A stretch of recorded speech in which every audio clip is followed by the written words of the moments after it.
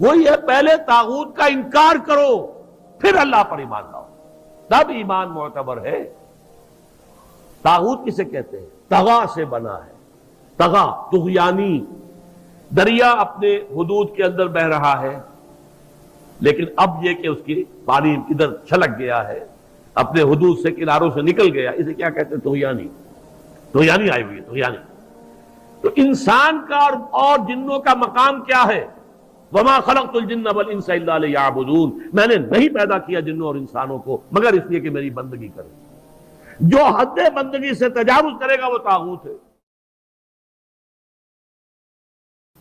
لا اکراہ فی الدین قد تبین الرشد من الغی، سعادت اور رشد اور ہدایت کا راستہ بالکل واضح ہو چکا ہے کج راستوں سے۔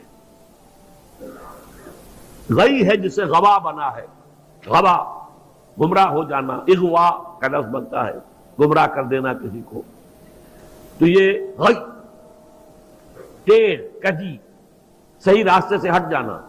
قد تبین الرشد من الغی، اچھا اس کی وجہ کیا ہے؟ یہ دعویٰ کیوں ہو رہا ہے؟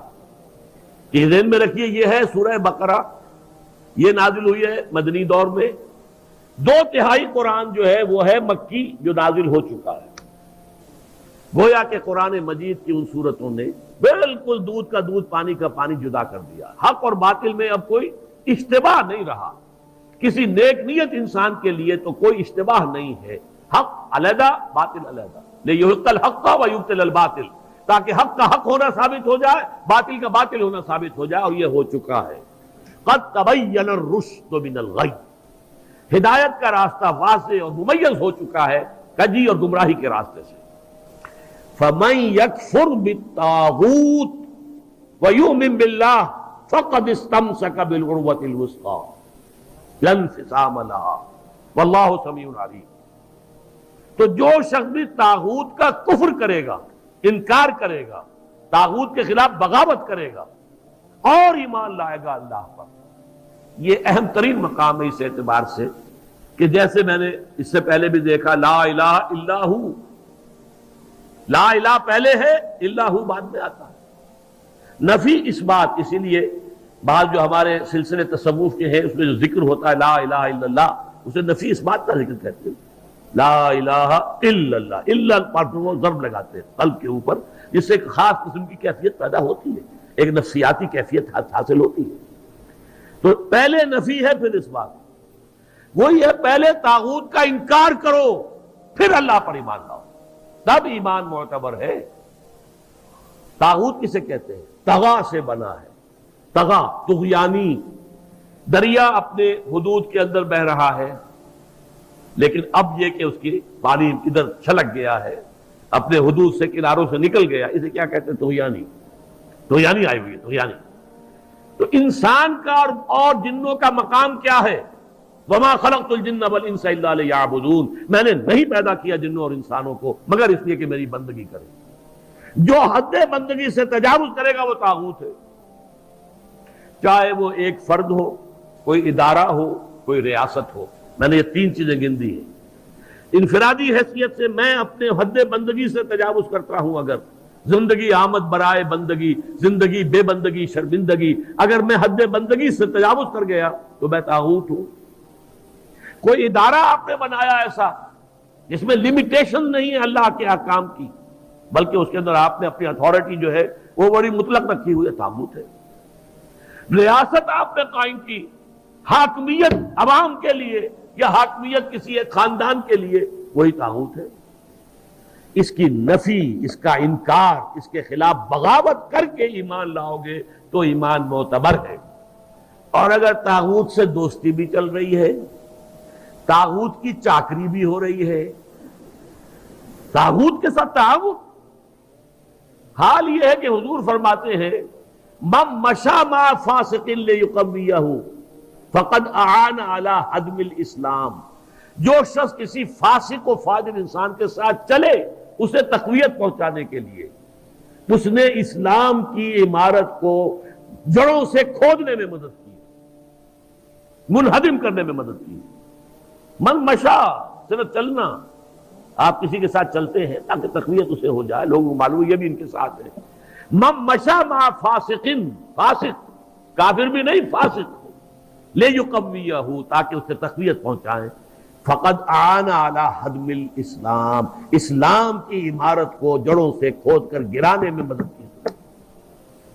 ایک اور حدیث میں آیا اذا مدح الفاسق، جب کسی فاسق کی مدح کی جاتی ہے، غضب اللہ تعالی واہتز لہ العرش، اللہ تعالیٰ انتہائی غضبناک ہوتے ہیں اس درجے کہ عرش کانپنے لگتا ہے، تھرا اٹھتا ہے عرش، اتنا غضب آتا ہے اللہ تعالیٰ کہ ایک شخص میرا باغی ہے، میرا فاسق ہے، فاجر ہے، اور اس کی مدح کی جا رہی ہے۔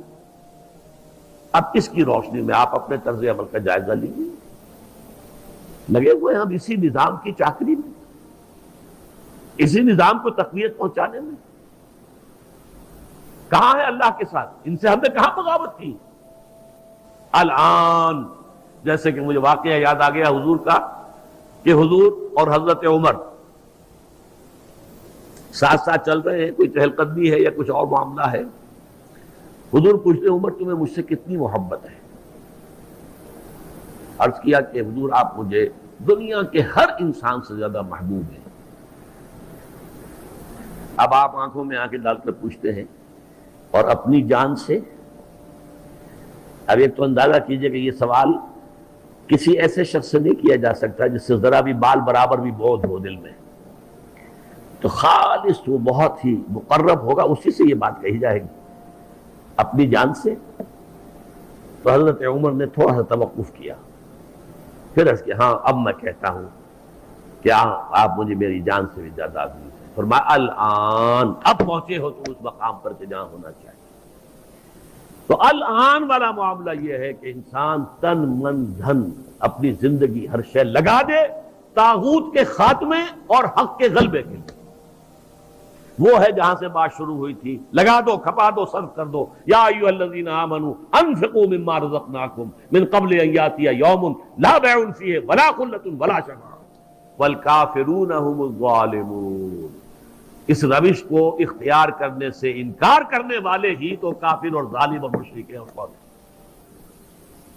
تو اپنے ایمان کو آپ تول لیجئے کہاں کھڑے ہیں، طاغوت کے ساتھ آپ کی روش کیا ہے۔ بہرحال من یکفر بالطاغوت ویؤمن باللہ فقد استمسک بالعروۃ الوثقی، جس نے کہ طاغوت کا کفر کیا، طاغوت سے بغاوت کی اور اللہ پر ایمان لایا، اس نے مضبوط کنڈے کو پکڑ لیا ہے۔ یہ جو نقشہ ہے یہاں پر، اس کو ایک تمثیل سے سمجھ لیجئے۔ سمندری جہاز پہ فرض کیجئے کچھ شخص عرشے پر کھڑا ہوا ہے، کوئی ہچکولا ایسا آیا کہ گر گیا سمندر میں، اور آپ کو معلوم ہے کہ اس کے ساتھ کنڈے لگے ہوتے ہیں۔ اگر کوئی کنڈا اس کے ہاتھ میں آ جائے، فرض کیجئے تیرنا ویرنا نہیں جانتا غریب، کنڈا ہاتھ میں اگر آ گیا تو وہ کنڈا کبھی نہیں چھوڑے گا وہ، اس لیے کہ اس کنڈے کے ساتھ اس کی جان وابستہ ہے۔ بلکہ میں کہا کرتا ہوں کہ اگر کوئی شارک مچھلی آ کر اس کی ٹانگ کاٹ کے لے جائے تو وہ کہے گا جائے، لیکن یہ کہ میں اس کنڈے کو نہیں چھوڑوں گا، اس لیے کہ یہ کنڈا ہے کہ جس کے ساتھ میری اب جان وابستہ ہے۔ اسی طریقے سے گویا کہ انسان اپنی حفاظت اور تحفظ کے لیے وَمَن يَكْفُرْ بِالطَّاغُوتِ وَيُؤْمِن بِاللَّهِ فَقَدِ اسْتَمْسَكَ بِالْعُرْوَةِ الْوُثْقَىٰ، اس کا ہاتھ اس مضبوط کنڈے پر آ گیا کہ جس کے بعد اس کی گمراہی نہیں ہے۔ لَا انفصام لَهَا، جیسے کنڈا مضبوط ہے، وہ اپنی جگہ سے نکلنے والا نہیں ہے، وہ ہٹنے والا نہیں ہے، جگہ چھوڑنے والا نہیں ہے، ٹوٹنے والا نہیں ہے۔ لَا انفصام لَهَا، ایسا کنڈا اس پر اس کا ہاتھ آ گیا ہے۔ واللہ سمیع علیم، اللہ تعالیٰ سب کچھ سننے والا، سب کچھ جاننے والا ہے۔ یہ سمیع علیم تنوین کے ساتھ یہ صفات ہے۔ السمیع ہوتا تو اللہ کا نام ہو جاتا، العلیم ہوتا تو اللہ کا نام ہو جاتا۔ اللہ ولی الذین آمنوا یخرجہم من الظلمات الی النور۔ دیکھیے ترک موالات کی میں نے بات کی تھی نا، اب یہاں ولایت آ گئی۔ اللہ ولی ہے، پشت پناہ ہے، مددگار ہے، محافظ ہے، حمایتی ہے اہل ایمان کا۔ یعنی یہ جو کشاکش ہوگی اب حق و باطل کے مابین، طاغوت کے خلاف تمہیں جہاد کرنا ہے، کفر کرنا ہے، احقاق حق ابطال باطل کی جدوجہد کرنی ہے، تو تمہیں کسی کا سہارا درکار ہے، اللہ کا سہارا، اللہ کی مدد۔ جیسے حضور سے بھی کہا گیا وَاصْبِرْ وَمَا صَبْرُكَ إِلَّا بِاللَّهِ، اے نبی صبر کیجئے اور آپ کا صبر تو اللہ ہی کے سہارے پر قائم ہے۔ قوت